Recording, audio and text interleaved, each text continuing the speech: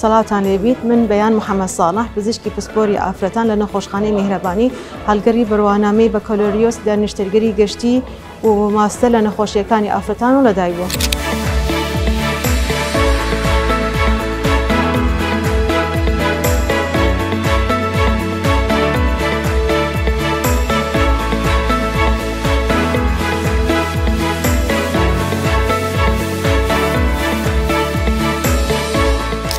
ڕۆژانە لە نورینگەکەم لە کاتژمێر 3 هەتا 8 ئێوارە نەخۆشەکانم دەبینم و پشکنینیان بۆ ئەنجام دەدەم بۆ وەرگرتنی چارەسەر. هەر لە نەخۆشخانەی میهرەبانی بەشی لەدایکبوونی سروشتی ڕۆژانە پێشوازی لەو ئافرەتانە دەکەم کە بەنیازن لای ئێمە پێشێوازی سروشتی منداڵیان ببیت، لەگەر ئەوەشدا منداڵبوونی بە بێئازارش ئەنجام دەدەم.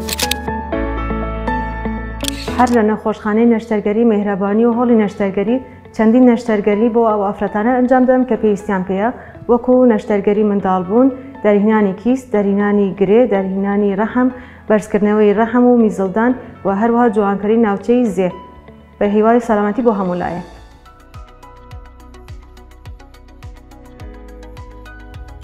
میهرەبانی، دڵسۆزی و لێزانی.